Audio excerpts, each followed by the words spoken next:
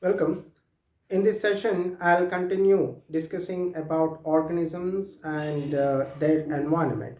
So, in the last session, I discussed a small graph with the mean annual precipitation and mean annual temperatures, which result in the formation of deserts, grasslands, tropical forests, the Arctic tundra regions, and so on. Right. And I also have mentioned in the last session that the habitat of an organism. So the habitat means the place where the organism lives. So this habitat of an organism has two components.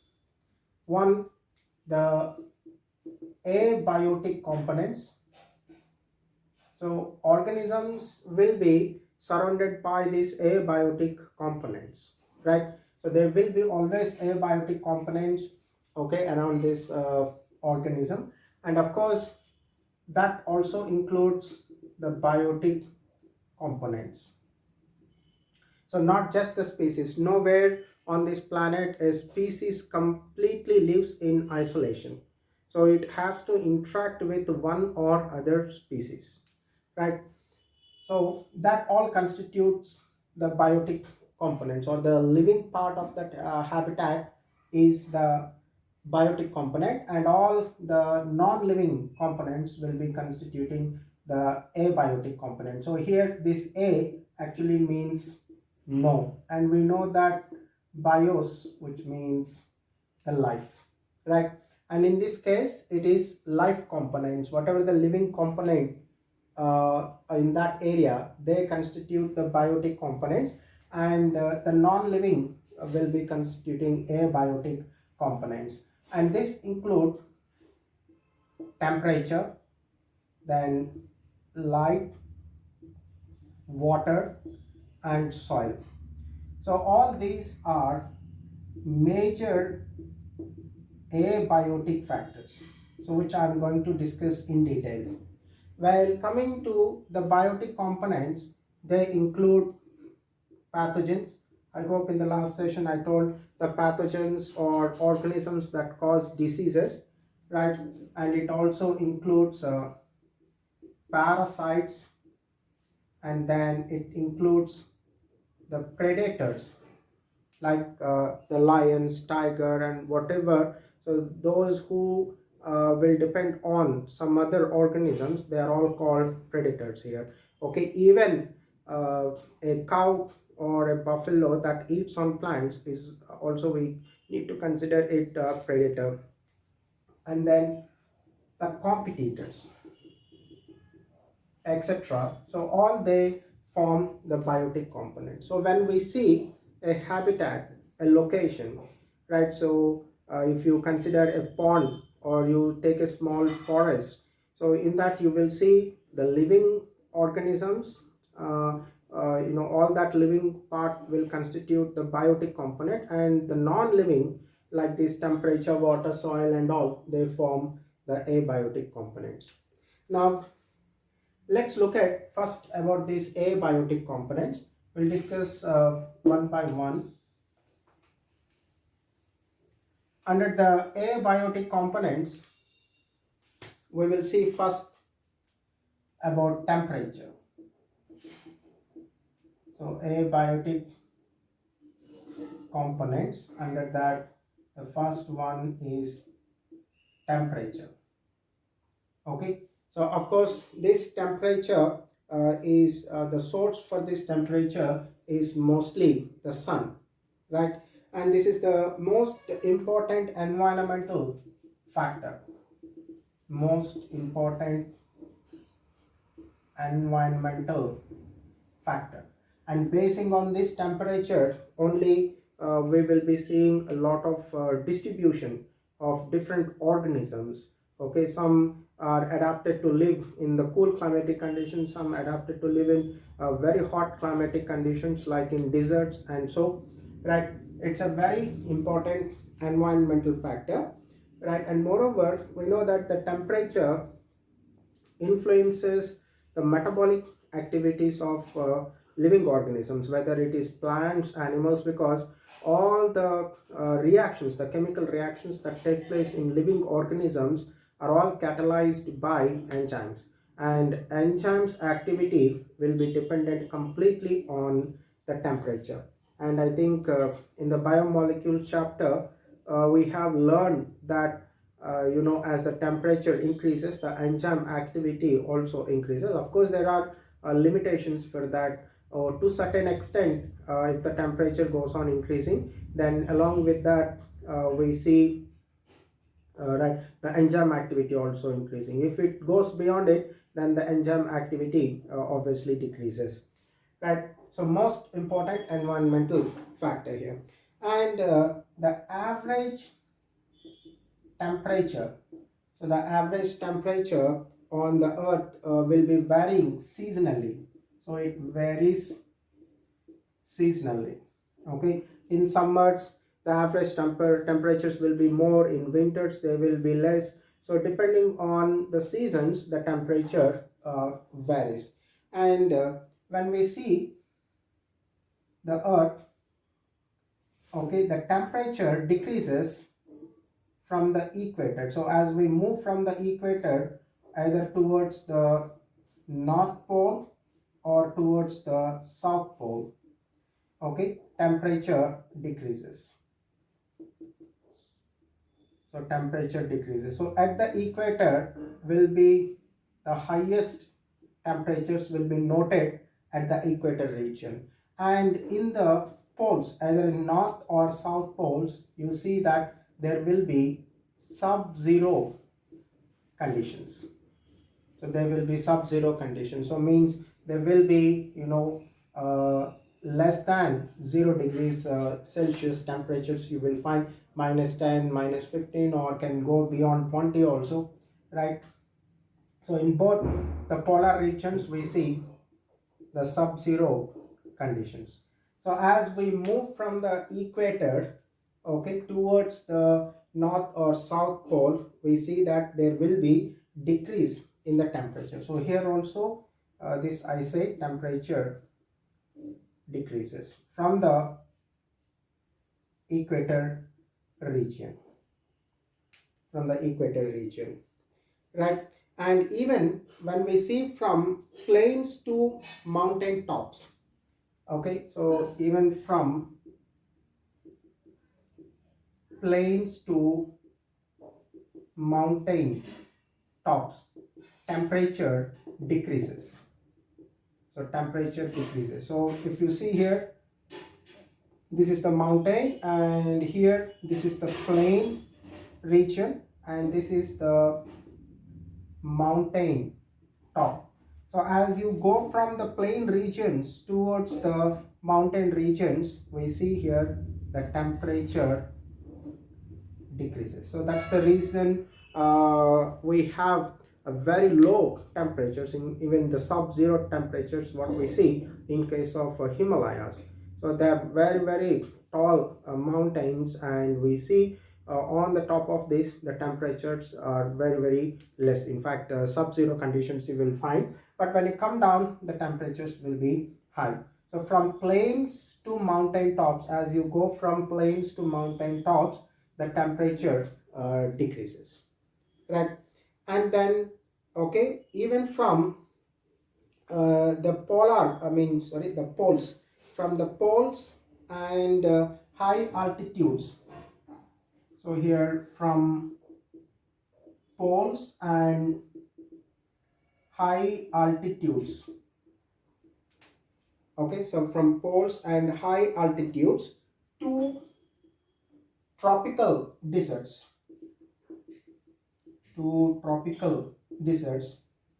temperature increases. So temperature increases, right?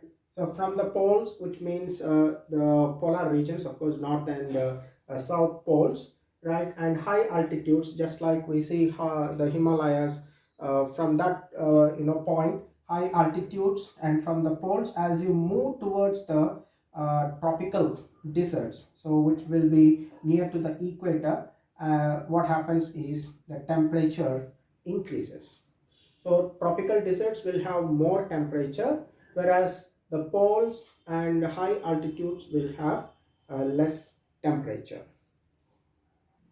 So I say in case of tropical deserts, it can go beyond more than 50 degrees Celsius, and in these poles, that is of course poles and high altitudes, that will be less than 0 degrees Celsius. So sub-zero conditions we see in case of poles and high altitudes, and more temperature, that is higher than 50 degrees Celsius temperature will be seen in case of deserts, right? Now, not only here, we will see the temperatures even in case of the thermal springs and the deep sea hydrothermal vents. So what these thermal springs and the deep sea hydrothermal vents, here the thermal springs and deep sea hydrothermal vents. So these thermal springs are also called hot springs. So what happens in these regions, okay, the water will be coming out from the rocks, okay, below the soil to the surface, and that is actually geothermally heated water. So here you will see small regions, so where we see some water is okay coming up into this, right, and this whole area will be filled with the heated water. So this water comes from below. So this is the soil surface, okay, and you can see this is the water present below, that's the groundwater, and it has been geothermally heated. So these regions are usually found near the volcanic activity regions. So this is geothermally heated water. Okay, so those regions we call them thermal springs or hot springs. So here also the temperature will be more than 100 degrees Celsius. In both these cases, the temperatures are more than 100 degrees Celsius, right? While coming to the deep sea hydrothermal vents, so when we see, okay, this is the surface of ocean, okay, and here this is the bed of ocean. So here you will see, of course, the bed will not be flat. Of course, in some regions it may be flat. Some you may see even the mountains that are submerged, okay, in oceans we'll see, and at some locations you will see the water coming out, okay, moving out in this way here from certain points here.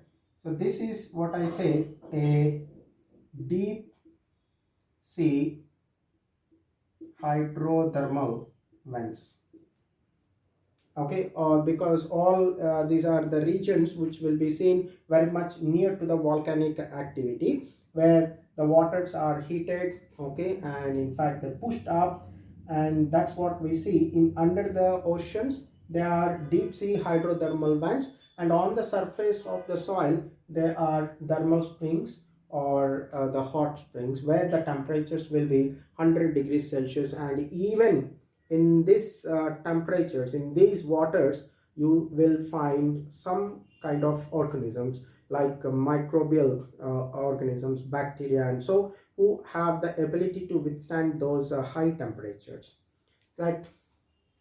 So that's one point here.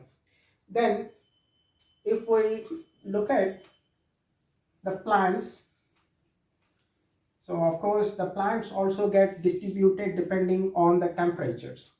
Okay, some plants have adapted to live in temperate regions, and some plants are adapted to live in tropical regions with where there will be high temperatures, like when we see in case of mango tree. So this one will be seen growing mostly in the tropical regions, and this cannot grow in temperate regions. It cannot grow in temperate regions, so it is adapted. Okay, it's adapted to live in tropical regions where the temperatures are very hot.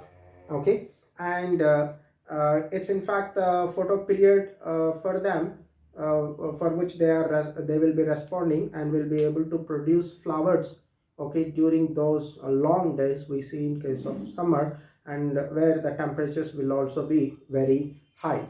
And we cannot grow these mango plants in the temperate region, so they fail to grow in those locations, and they're very much adapted only in the regions with high temperatures here. Okay, then when we see even the snow leopards, these snow leopards are the one who are seen in Himalayas.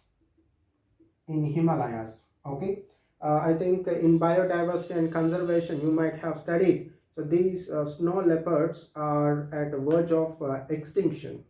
Means in near time they are going to become extinct, and they are under conservation, okay, process, the snow leopards, because there is a global change in temperatures, and the mean temperatures are actually increasing year by year due to the increased activity of automobiles. So every year you can see how many people they are purchasing automobiles and using them, and a lot of carbon dioxide that is released. I hope you studied in environmental issues the carbon dioxide, which is responsible for greenhouse effect and is responsible for increase in the temperatures. And as a result, what happens when the temperature increases, uh, the ice which is present in on the mountain tops and in the polar regions, they start to get melted. Okay, and these animals, the snow leopards, they are very much adapted to live in those cool climatic conditions, and these snow leopards we cannot see, or they are not seen in Kerala forest, means the South India. You don't find them living in South India at all. They are seen only in the North India, and that is in the Himalayas. You will find these snow leopards, and very much adapted to those cool climatic conditions here, right? And then even the tuna fishes. So these tuna fishes grow in tropical waters. So they grow in tropical waters, and rarely we find beyond this the tropical waters. So they live in the tropical waters, and usually beyond these tropical waters we will not be seeing them in other areas like temperate or some other locations. We don't find these tuna fishes growing, so we see them in the tropical waters, so where the temperatures are high when compared with the other regions. Here the snow leopards, for them the temperatures are very less, and for the mango tree it requires high temperatures. So I say that it lives in regions with high temperature. So I can say that temperate regions you can take like this Germany, okay, Canada, or some countries where the climatic conditions are very cool. They cannot grow in those locations, okay, because they are adapted to live in the tropical regions where the temperatures will be high. And in case of snow leopards, so they live in cool climatic conditions. They live in cool climatic conditions, whereas the tuna fishes are also adapted to live in, okay, right, the high temperature regions. Means not so high temperature, the tropical regions. Of course, very high temperature we will see in case of I am comparing with these snow leopards where they live in cool climatic conditions. Okay, So very high temperatures you will see in case of deserts. Even in deserts, they are not they are not like any living organism you don't find in those deserts. It is not like that. So you will find the living organisms in those locations also, and they are best adapted to live in those climatic conditions, right? So that's the temperature. So temperature will determine the distribution of these different plants and animals all over the planet, right? Again, now organisms are also classified basing on their ability to withstand wide differences in the temperatures when the fluctuations are very high, whether the organism is capable of withstanding that wide fluctuations in temperature, or is it able to tolerate only narrow temperature. So basing on that, we classify the organisms into two types: euryhaline organisms and stenohaline. I'm sorry, uh, I have accidentally. That's regarding the salt condition. So eurythermal. We need to take the temperature. I'm discussing temperature. So stenodermal. So haline, if it comes later, I'll discuss that one. Euryhaline means that depends on the concentration of the salt. Right here, thermal, as I'm discussing about the temperature, I need to take eurythermal and stenothermal.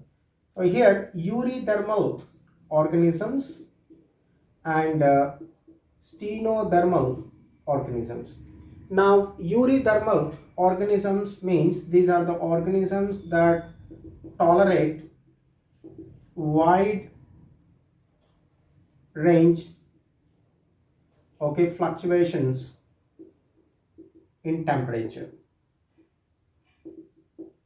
right? So they will be able to tolerate wide range fluctuation. So when the temperature comes very cool or it becomes very hot, if they are able to tolerate that climatic conditions, then such organisms are said to be eurythermal organisms. And when coming to the stenothermal, so these organisms are restricted to narrow range of temperature. So these organisms are able to live only in narrow temperature conditions. Okay, say suppose from 15 degrees Celsius to 25 degrees Celsius only. So only within these temperatures they are able to tolerate and live. If the temperatures falls below or goes beyond high, then they may not be able to survive. Whereas in case of eurythermal, say suppose you can take from 0 degrees to 40 degrees Celsius. So you can see there is a wide range. So there is a wide range, and if the temperature goes to 1 degree Celsius, or sudden later the temperature goes to 35 degrees Celsius also, it won't much affect the organism, and organism is able to cope up with that situation and is able to live in that differences. Okay, that's what we say the eurythermal and stenothermal organisms, right? So here I can give you few examples. In this case, the eurythermal, like the birds, lizards, okay, mammals, etc. They are eurythermal, so they are capable of you know tolerating a wide range of temperature fluctuations. And coming to this stenothermal, some examples in this case like snow crab. So here I mostly given the examples of animals. Of course plants are also are included. So there are plants that can withstand wide differences in the temperature fluctuations, and there are plants that are able to even can live only in the narrow range of temperatures. So that's the difference between eurythermal organisms and the stenothermal organisms, right? Okay, so if you want, I can give even some species of conifer plants. Okay, and in this case eurythermal, some species of red algae. So some species of red algae. I have given even the plant examples for this eurythermal and stenothermal, right? So that's all about temperature, how the temperature influences living organisms, the abiotic factor which influences the biotic components. Then the next abiotic factor we'll see about water. So this is also a very important factor that influences the living organisms. So it is important abiotic factor that influences living organisms.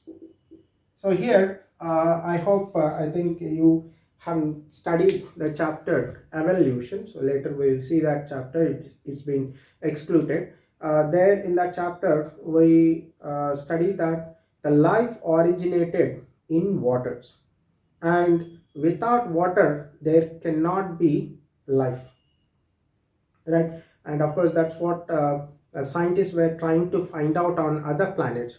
If they're able to find water, and they believe that there might be life.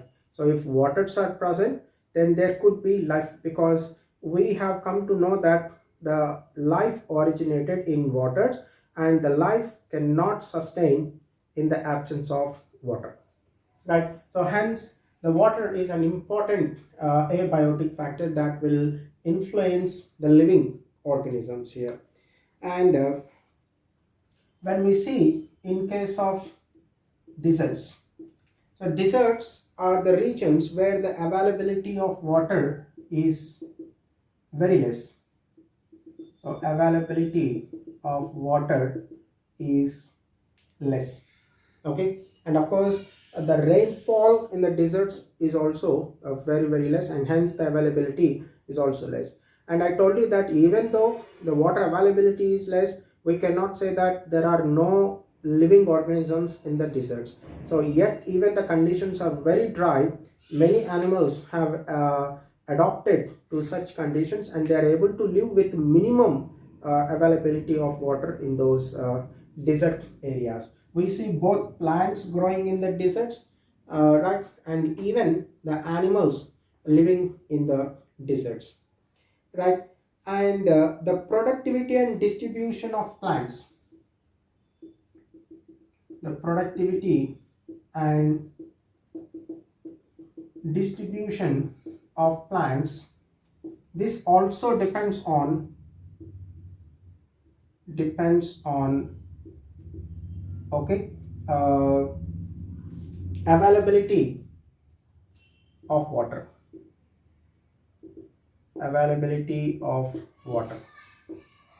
so that also depends on availability of water. Of course if the water availability is very less, then the distribution and the productivity will also become less. So I think in photosynthesis also we have studied water as an important factor for photosynthesis. So if the water availability decreases, then automatically the rate of photosynthesis will also come down, right? So productivity and distribution of plants will also depend on the availability of water. So if waters are available in good amount, then the availability, the distribution and the productivity of plants will be also very high. That's what we see in case of tropical forests. So in tropical forests, the availability of water is very good, and the availability of light is also very good. So hence the productivity will be also very good in those regions. Then For aquatic organisms, for aquatic organisms, the quality of water is important. The quality of water is important. So we think that if the organisms are living in water, then they will be not having any problems. But no. So the organisms living, even though the water is very important, and even though they live in the water itself, we cannot say that they will be not having any problems. So yet they have many problems, okay, for those organisms living in the water. So here the quality of water, like the temperatures of the water, the pH of the water, so temperature of water, then pH of water are certain factors that greatly influence the aquatic organisms here. So some will be able to, cope up with the situations, like even they live in high pHs or in low pHs, and even temperatures which are very high. So the temperatures will be very high, like in case of that deep sea hydrothermal vents. So even in that locations we will see the presence of these organisms, right? And even the salt concentration, even the salt concentration. Now when we see in different water bodies the salt concentration, so this salt concentration is measured in terms of ppt.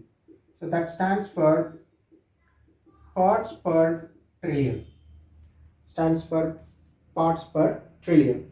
And when we see here in case of inland waters, so inland waters means the rivers, ponds, lakes, okay, ponds, lakes, okay, rivers, all these are called inland waters.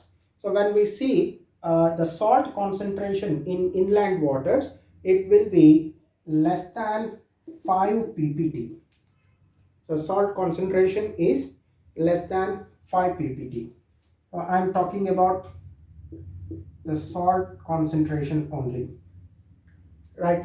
Then, right, next when we see in case of seawater, in case of sea waters, the salt concentration in case of sea waters, it will be 30 to 35 ppt. So it means in the sea waters the salt concentration will be more. And when we see in case of the hypersaline lagoons, okay, so this is a place where that is surrounded by the land all, and there is a limited flow of water into this. Okay, so say suppose this is the region here, and this is a small portion that is connected to the rest of the sea.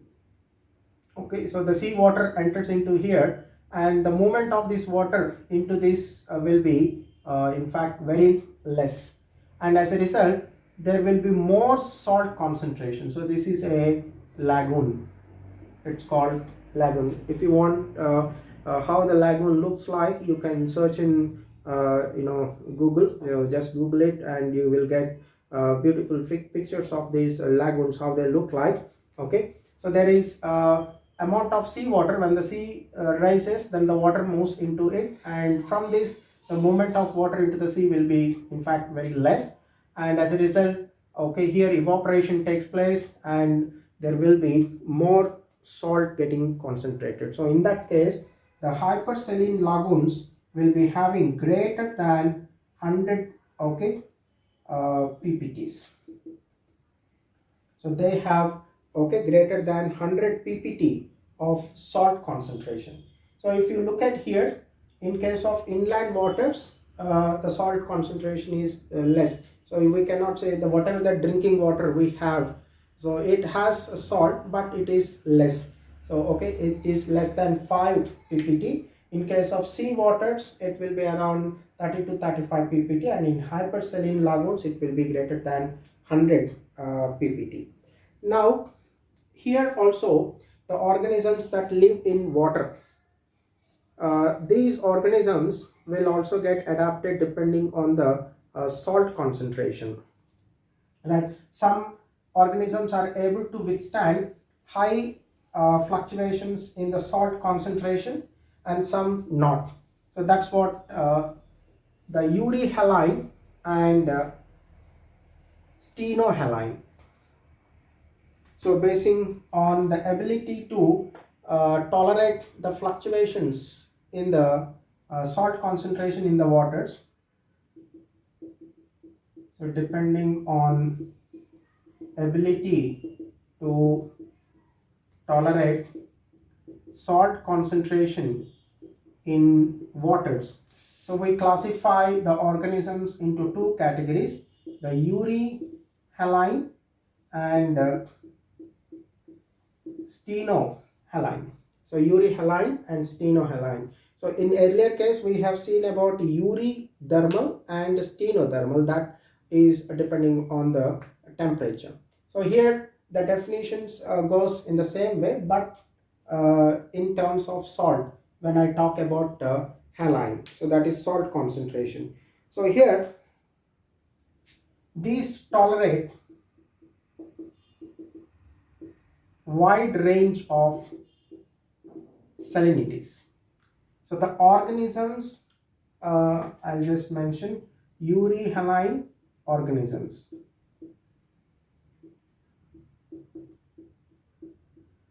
Stenohaline organisms. Okay, the euryhaline organisms have ability to tolerate wide range of salinities. When coming to the stenohaline, they live in narrow range of salinities. So they can withstand only a small differences in the salt concentrations. If it becomes more, they'll not be able to survive and may result in the death of them, right? Whereas euryhaline organisms are able to tolerate a wide range of fluctuations here, right? And if you put the freshwater animals in the sea water, so if you put the freshwater animals, so if you take some fishes from freshwater and keep it in the sea water, then they will not be able to survive, and vice versa also from seawater. If you take some fishes and keep it in the freshwater, they will be not able to survive because of this osmosis problem that they need to face, right? So that's the abiotic factor, water. Fine. Then let's look at the next abiotic factor, that is light. Right. So here the sunlight is the source. Okay, or sun is the source of light, and of course we know that when there is a light there will be also temperature. So I say that the sun is not only source of the light, okay, it is also source of temperature. So sun is the source of the light. And of course the point is that for all the plants the sunlight is very important for performing this photosynthesis. So without that there is no photosynthesis taking place. And whatever the organisms the animals especially living on this planet, they directly or indirectly depend on the plants for the food. But I cannot say one point that all organisms definitely require the sunlight for their survival. So like if you see in case of very deep oceans, right, there are certain organisms that they never ever see the sun in their lifetime. So it means that what I mean that is that they do not know that there is a presence of sun at all. So they never see the sun in their life, but yet the life goes on. So it means that even in the absence of sun, there can be life. So that's what we see, that what we the scientists have came to know in the deep oceans where certain kind of organisms are able to live without depending on the sun, right? Now let's look at here some points on this light. Now we know that this is the source for the process of photosynthesis in plants. So sunlight is the source of energy for photosynthesis in plants.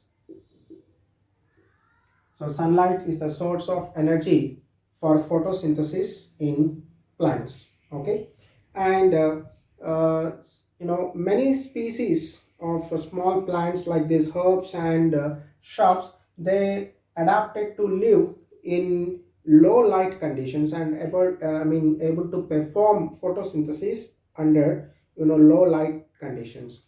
So in big forests, what happens is there will be very much tall trees and they will have big canopies. So all that branches that spread out, okay, with all leaves, then we say that as a canopy. So you can see a very big trees, you can see, okay, right? So this is a the canopy here, and below this, the sun cannot directly fall onto the soil surface here. So there will be some grasses growing, okay, means many other herbs, and there will be even shrubs growing here. Okay, so these are herbs and shrubs, and this is the, okay, the canopy of the plant. So all that branches that spread out with the leaves will put a lot of shadow, their shadow on the ground, and it obstructs the sunlight to fall on the soil. So these herbs and shrubs, they are going to get less sunlight. So they are going to get less sunlight, okay, because of in that less light conditions also, actually they should be able to perform photosynthesis. Of course, the moderate photosynthesis take place and able to adapt to that low light conditions. So the herbs and shrubs